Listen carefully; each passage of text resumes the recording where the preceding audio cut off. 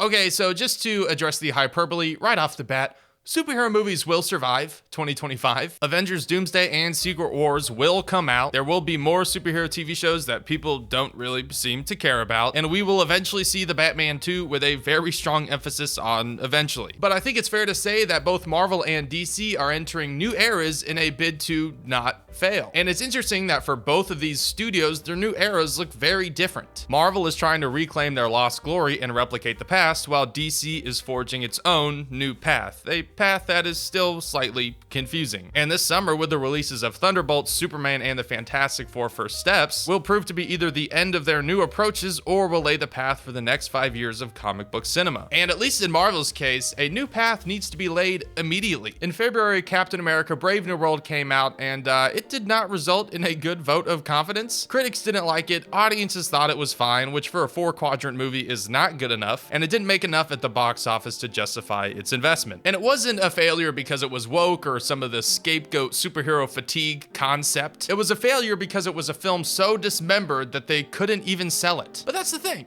They knew they couldn't sell it. It's not like Brave New World was a surprise disappointment to Kevin Feige and team. They knew it would happen. There wasn't the normal Marvel push behind it. There wasn't a vision for it from the start. And you can tell because even though most films do have reshoots, those reshoots aren't usually to reframe the entire story. Thunderbolts, on the other hand, doesn't have a lot of bad press and it's being marketed proudly. That Absolute Cinema trailer identifying the cast and crew with some of the more prestigious A24 work they've done is an excellent idea and one that probably secured a new audience. Also, the little asterisk idea with the title kind of brings some mystery back that hasn't been so common since everything about these films started to be leaked. And I would like to say that the writer-director pair behind Beef was a really good choice to tackle this more gray superhero story. And from the trailers, I mean that both figuratively and literally, like it looks gray. But even with all of this goodwill, its box office projections are still looking weaker than the heyday of Marvel with a $63 to $80 million opening weekend. And yes, these are just projected numbers and public opinion can totally change, like it's not crazy for that to happen. But as of now, it's definitely not the most aggressive opening. Shang-Chi, a new addition to the MCU at the time and the second of their films released during the pandemic, grossed $75 million its opening weekend. While Thunderbolts is an ensemble film releasing in May that's bringing back familiar faces, which sounds like a good thing and a guarantee for more butts in seats, but in this case, it's also a bit of a setback. The cast of Thunderbolts is mostly filled with post-Endgame characters, and these characters haven't exactly proven to be iconic in really any way. I've had to explain to a lot of people who Ghost is, and do you know what I don't enjoy doing? Explaining who Ghost is from Ant-Man and the Wasp. So as much as Thunderbolts has a lot going for it, it also has quite a bit holding it back. But the main thing that can immediately get rid of what's holding it back is if it's a good movie. I think audiences want to be excited about Marvel again, and quality is really the only way to do it. Because even with the massive success of last year's Deadpool and Wolverine, it didn't bring about an optimism for the future of the MCU. People said, oh, that was fun, and then they forgot about it. No momentum has been built for Marvel in the last 5 years because every other project has kind of fallen flat. But I think Marvel is really planning on building back that momentum with Thunderbolts and of course their new tentpole release, the Fantastic Four First Steps. Now even more than Thunderbolts, this is really trying to be the new path for the MCU. It's the first film of Phase 6 and it's called First Steps. So, you know, it's not exactly the most subtle relaunch. And similar to Thunderbolts, it has a lot going on for it in terms of success, but it also has a lot that could potentially prevent it from being the breath of fresh air that it's setting out to be. It's being helmed by Matt Shakman, the creator of WandaVision, which while I didn't love it, it definitely was a success for Marvel despite leading to more TV shows, which was definitely not a success for Marvel. And Fantastic Four appears to be in the same vein as a more conceptual superhero story with an emphasis on family. And that family better be pretty damn charming because the Fantastic Four are most likely going to be some of the most important pieces moving forward in the MCU. I mean, the next Avengers movie is called Doomsday, so I feel like that's at least a little bit of an indicator that the Fantastic Four will be of some importance. And with a cast of Pedro Pascal, Vanessa Kirby, Joe Quinn, and Ebon Moss-Bachrach, there will probably be a lot of charm on screen. Now, I'm not super ecstatic about any of the casting other than Ebon Moss-Bachrach, but obviously Pedro Pascal is kind of a big deal. And I think Joe Quinn, while maybe not exactly who I picture in my head as Johnny Storm, is a phenomenal performer. And same with Vanessa Kirby, like, is she who I imagine as Sue Storm? Probably not, but I mean, she's a really great actress. But you know, my opinion, it doesn't really matter because this is America. And here we really only have one question Will it make money? It's definitely a shitty question from the standpoint of humanity and how we attribute value.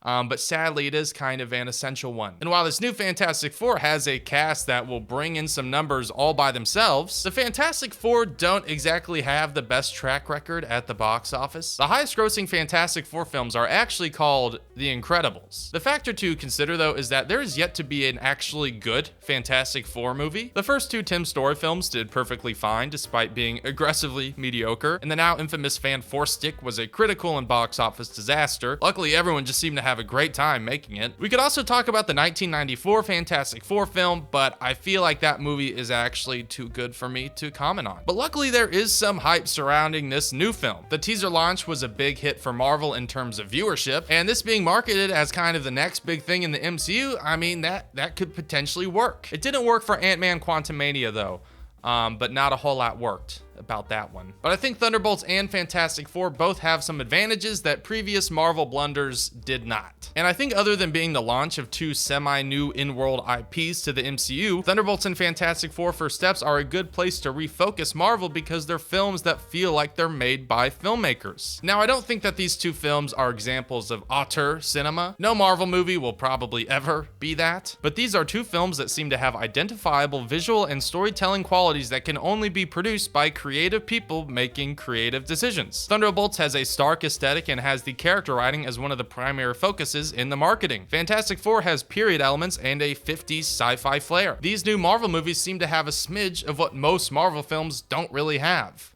style. But in the long list of directors who have helmed an MCU movie, there's one filmmaker with perhaps the best ratio between quality, style, and marketability. The problem for Marvel is that that filmmaker is now the head of DC. James Gunn is kind of a divisive figure given all of the blown over canceling drama and his newfound skill of tweeting everything that he's thinking, but there's no denying that few comic book properties have had the same impact that the Guardians of the Galaxy films have. I think the Guardians movies are the best blend of comic book zaniness, likable characters, and fleshed out themes. Also really dark shit. I think Guardians Volume 3 is simultaneously one of the funniest Marvel movies and maybe one of the saddest. Most Marvel films are very passive emotional experiences, but not the Guardians films. And with Superman, at least to me, it looks like James Gunn is doing more of that, but this time with even more sincerity and even more comic booky shit going on. Now, will the tone of the Guardians movies fit with the character of Superman? You know, maybe not. I don't know. Superman movies do feel like they should be for all audiences, but James Gunn doesn't always do that. Even though the Guardians films kind of reeled him in a little bit, there's no disguising that James Gunn is a man of strong taste. Super and Slither, two of James Gunn's previous movies, are not exactly the most recommendable movies. They are uncomfortable and dark and have a sense of humor that, while some people will really get it, most people will not. They will probably just find it angering and unpleasant. And while I appreciate a very forward film, that doesn't always work whenever with each release you're trying to make $800 million. And James Gunn does have a blockbuster bust in the performance of The Suicide Squad. Now, this was a critically acclaimed movie and one that is, trust me, very good, but it didn't even make its budget back. And so it's not like James Gunn has the Midas touch at the box office. Some people just flat out don't enjoy his style, and if Creature Commandos was an indicator as the soft launch of the new DC universe, James Gunn has no plan of muting his sensibilities, which could result in some people enjoying a more bold superhero story, or it could alienate quite a few people. The truth is that both outcomes will probably happen, and personally, just because of my relationship with James Gunn's previous films, I will probably enjoy it. I like him as a creative, and I think Superman looks really good, but even though I really like his movies, I'm not sure how I feel about all of his executive decisions with Peter Safran. I think the Gods and Monsters presentation 2 years ago made a few mistakes. Projects from that announcement don't seem to have been really thought through, and you can tell that the slate wasn't comprehensive because projects are always being announced with seemingly more urgency. I also don't really think that super interconnectivity was the selling point that it was 10 years ago, but there's also a lot about these executive choices that I think will work. Even though the cinematic universe aspect has been a big part of the direction of DC, James Gunn is looking at it more from a comic book perspective. The MCU displays its universe through producing similar looking and sounding films. Comic books just take interconnectivity as a given while still telling a bunch of unique stories. One of the great joys of reading comic books is seeing different artists interpret these characters through both writing and, of course, drawing. That approach sadly hasn't really been able to be reflected through a cinematic universe yet. Hopefully, DC could kind of change that. And so it might seem like I'm more optimistic for DC, and I mean, that is true. There have been some oddities with this new phase of DC for sure. I mean, having a soft launch at all, but also making that soft launch be an R-rated animated show about creature commandos, I mean, it's not exactly the most orthodox decision, but it goes to show that James Gunn is doing things differently. And I think Marvel thinks it's doing that. Like, I do believe that Thunderbolts and Fantastic Four First Steps will be good stabs at bringing some craft back to the MCU, but with how the production of these two new Avengers movies is going and the kind of all over the place approach to casting, I'm not really sure what's going on there. And if we were to just kind of simplify things, the main difference between Marvel and DC at the moment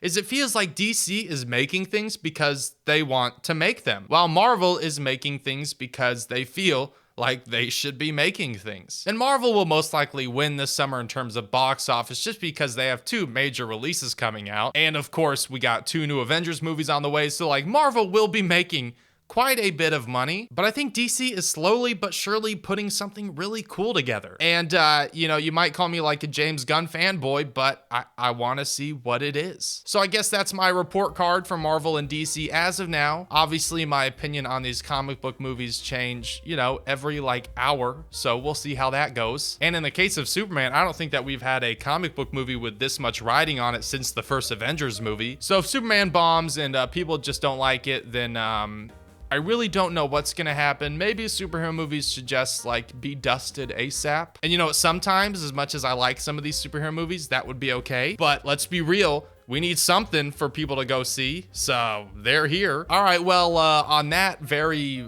interesting note, I guess that was the video. Hopefully comic book movies aren't shit for the next 5 years, but I guess you and I we'll just have to see about that. Thank you for watching this video. I hope to see you in the next one, and have a good life. You're great. Just like keep on going. Hell yeah.